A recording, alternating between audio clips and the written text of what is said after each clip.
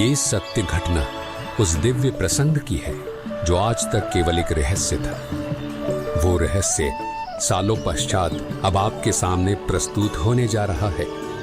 संत रामपाल जी महाराज जी के जीवन का वो महत्वपूर्ण दिन जिसके विषय में उन्होंने आज तक भक्त समाज के समक्ष केवल सांकेतिक और आंशिक वर्णन किया था, अब उनकी आज्ञा से वो दिव्य प्रसंग विस्तार से प्रस्तुत हो रहा है।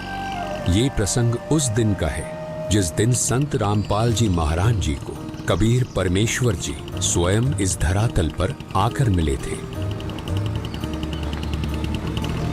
हे गुरुदेव राम देवानंद जी महाराज, ना जाने आपने इस दास में क्या देखा कि आपने इस दास को इतनी बड़ी जिम्मेदारी दे दी। अपने बाद मुझे गुरु पद पर बैठा दिया। ये दास अपनी आखिरी सांस तक आपके द्वारा दिया गया जगत कल्याण के मार्ग और मोक्ष के कार्यों को पूरा करने के लिए समर्पित रहेगा। परमात्मा का सत्य ज्ञान और सच्चा मंत्र हर घर तक पहुंचा के छोड़ दूंगा, फिर चाहे कुछ भी बीते मेरे साथ। ये दास आजीवन परमात्मा के मार्ग में कार्यरत रहेगा। ये फाल्गुन शुक्ल पक्ष एकम विक्रमी संवत 2053 9 मार्च 1997 रविवार की बात है। संत रामपाल जी महाराज हरियाणा के झज्जर जिले के एक झाड़ली कस्बे में गरीबदास जी महाराज जी की वाणी का पाठ करने गए थे। वहां किसी कारणवश पाठ रद्द होने की वजह से वे वापस आ रहे थे। वहां से लौटते समय संत रामपाल जी महाराज कबीर परमात्मा की याद में मग्न अपने दोपहिए वाहन पर सवार वापस लौट रहे थे। संत रामपाल जी महाराज स्कूटर को रास्ते में एक चाय की दुकान के पास रोक देते हैं। राम राम महाराज जी। राम राम भगत जी। महाराज जी चाय समोसा लगा दूं? हाँ भगत जी लगा दीजिए।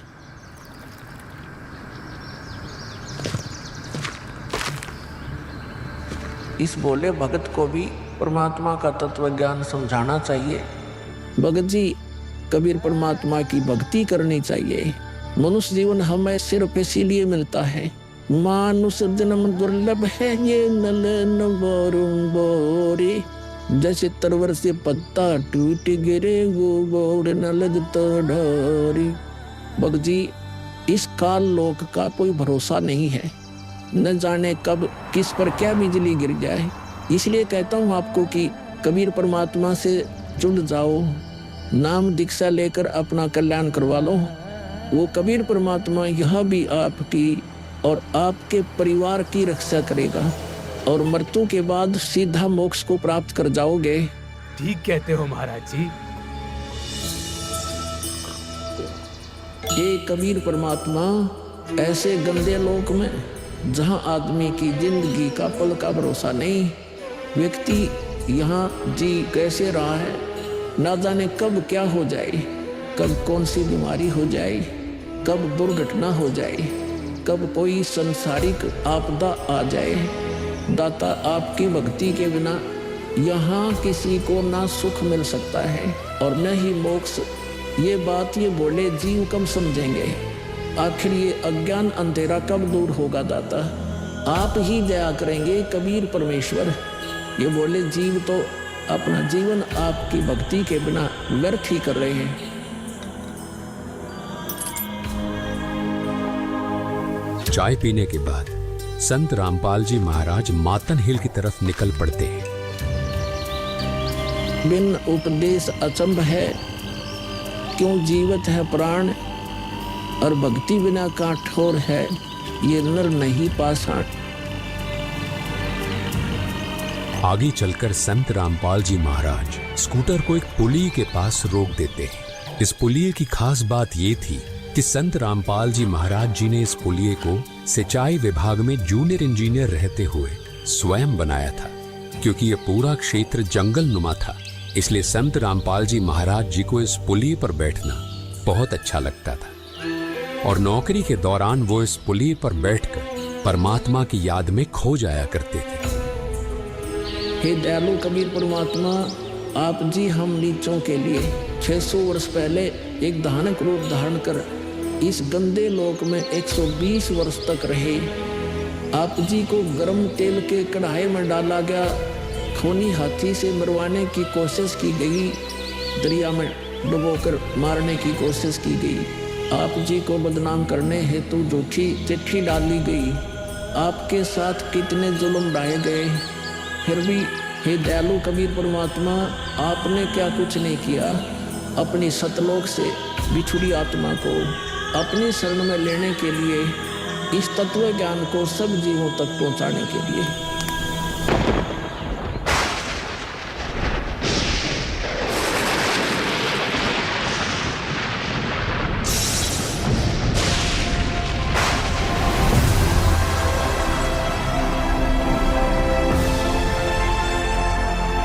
साहेब कबीर आजा आत्मा तोए पुकारती, तेरे हाथ में चाबी वो सतगुरु सतलोक द्वार की।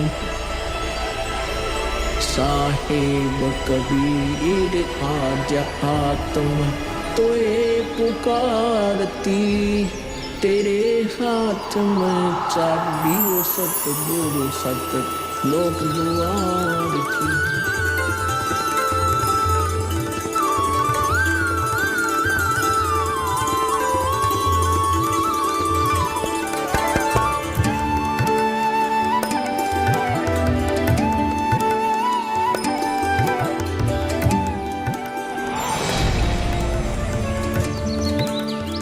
राम राम भगत जी। राम राम। आओ भगत जी बैठिए, खड़े क्यों हो? संत रामपाल जी महाराज अपने परने को पुलिया की दीवार पर बिछा देते हैं और महात्मा जी से बैठने का आग्रह करते हैं। कहाँ से आए हो बेटा, क्या करते हो? भगत जी, वैसे तो मेरा गांव धनाना है, जिला सोनीपत में पड़ता है। अब एक छोटा सा मकान बनाकर रोहतक में रहता हूँ। जूनियर इंजीनियर था, लेकिन अब नौकरी छोड़ दी है। बेटा, तेरे धनाना और रोहतक वाले घर के बारे में तो मैं अच्छी तरह से जानता हूँ, और यह भी जानता हूँ कि तेरे 2 पुत्र और 2 पुत्री हैं। मैं तो यह पूछ रहा था कि इस जन्म से पहले तेरा घर कहाँ था? अरे, इन महात्मा जी को मेरे बारे में इतना कैसे पता है? महात्मा जी, जन्म से पहले हम सतलोक में थे, वही हमारा घर था। लगता है ये भगत जी राधा स्वामी पंथ के अनुयायी हैं। इनको सत्य का ज्ञान कराना चाहिए। मेरे गुरुजी स्वामी रामदेवानंद जी हैं। मेरे भगवान कबीर देव जी सृष्टि के रचनहार हैं, वही सतपुरुष है। कुछ पंथ वाले सतलोक के विषय में तो बताते हैं, लेकिन वे सतपुरुष को निराकार बताते हैं, जो कि बिल्कुल झूठ है। भक्त जी, मैं स्वयं संत गरीबदास जी के पंथ से जुड़ा हूँ। संत गरीबदास जी गांव छुड़ानी जिला झज्जर वाले थे, और उनको 10 वर्ष की उम्र में कबीर परमात्मा जी जिंदा महात्मा के रूप में मिले थे। उसके बाद कबीर परमात्मा जी गरीबदास जी की आत्मा को अपने साथ सतलोक ले गए थे, और वहाँ की सारी व्यवस्था दिखाकर उन्हें इस धरती पर वापस छोड़ा था। फिर उन्हीं बालक गरीबदास ने सतलोक के बारे में बताया कि ऊपर सतलोक है, वहाँ सारी सुख सुविधा उपलब्ध हैं, सदाबहार बाग हैं, नर नारी की सृष्टि है। वहीं पर एक गुम्मट युक्त महल में कबीर परमात्मा जी सिंहासन पर बैठे हुए हैं, और वहीं से कबीर परमात्मा जी इस सृष्टि को चला रहे हैं। हम सब वहीं रहा करते थे, वही हमने जाना है।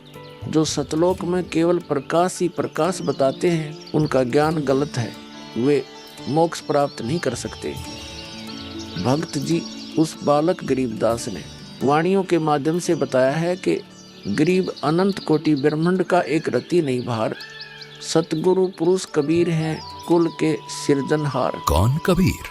हम सुल्तानी नानक तारे दादू को उपदेश दिया, जाति जुलाहा भेद नहीं पाया, काशी माहे कबीर हुआ। बहुत आनंदित करने वाली बातें करते हो, और बताओ कुछ। इन्हें अपना ज्ञान अधूरा लग रहा है। हो सकता है ये नाम दीक्षा लेकर परमात्मा से जुड़ जाए। भक्त जी, अगर आपको अपना कल्याण करवाना है तो एक ही तरीका है, नाम दीक्षा। मेरे पूज्य गुरुजी ने मुझे नाम दीक्षा देने का आदेश दे रखा है।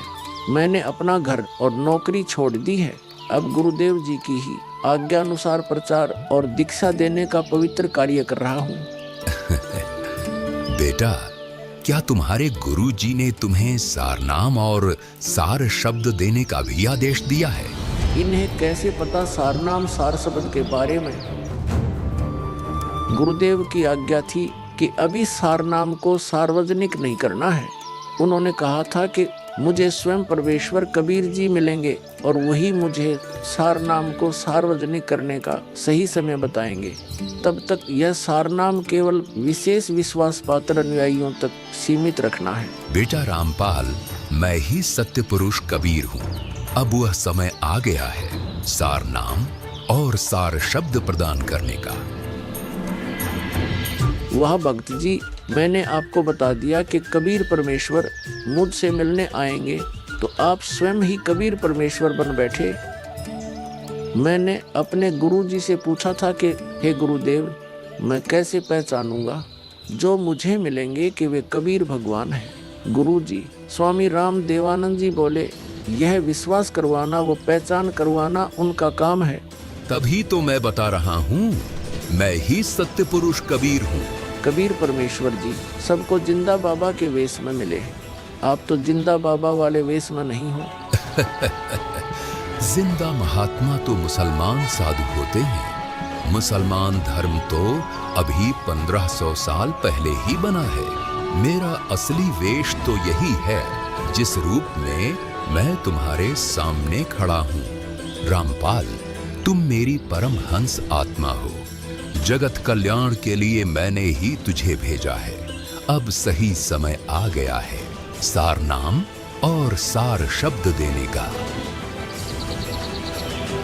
मैं कभी सिर पर मुकुट, कभी पगड़ी, कभी टोपी धारण कर लेता हूँ।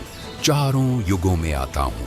सतयुग में सत सुकृत नाम से, त्रेता युग में मुनींद्र नाम से, द्वापर युग में करुणामय नाम से और कलयुग में अपने वास्तविक नाम कबीर देव यानी कबीर नाम से आता हूँ और तेरे जैसी हंस आत्माओं से मिलकर उनका भ्रम दूर करता हूँ। लेकिन अगर तुझे केवल जिंदा महात्मा के रूप में विश्वास है तो मैं तुझे अपना वो रूप भी दिखा देता हूँ। ये देख।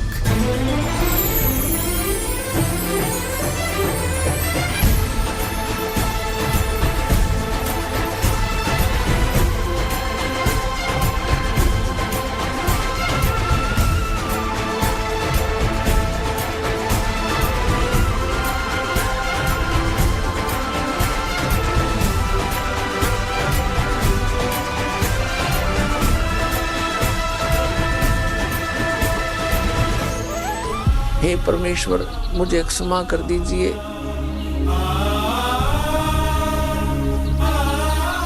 मुझसे अनजाने में गलती होगी।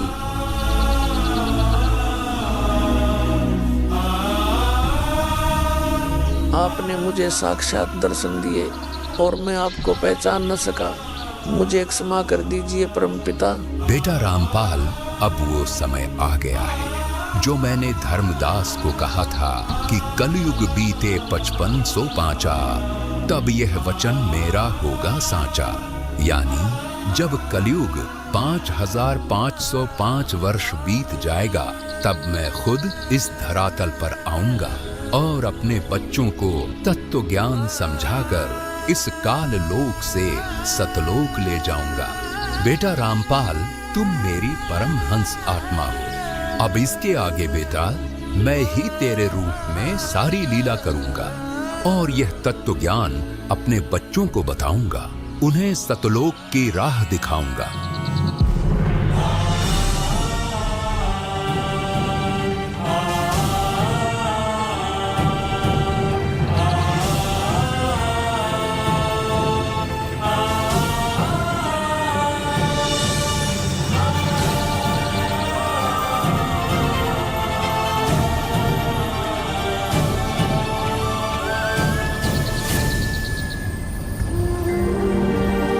इस प्रकार कबीर परमात्मा संत रामपाल जी महाराज जी को सह शरीर सतलोक भेज देते हैं और अपनी लीला को आगे बढ़ाते हैं। गगी ख्यालवी साल सतगुरु अतल दिगंबर धीर भक्ति हेत काया धर आए अवगत सहत कबीर भक्ति हेत काया धर आए अवगत सहत कबीर अमर करूं सतलोक पठाऊं तात बंदी छोड़ कहाऊं।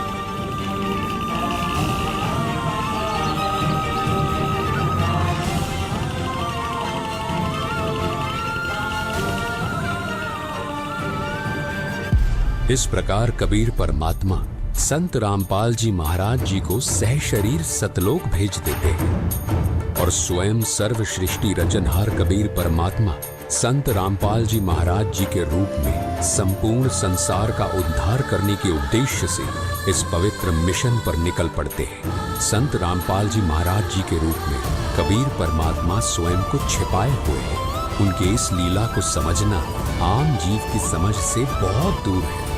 एक संत के स्वरूप में परमात्मा के अभिनय की ये अद्भुत सच्चाई भक्त समाज के लिए जानना बहुत जरूरी था। साक्षात कबीर परमात्मा के स्वरूप बंधी छोड़ सद्गुरु रामपाल जी भगवान की जय हो। अब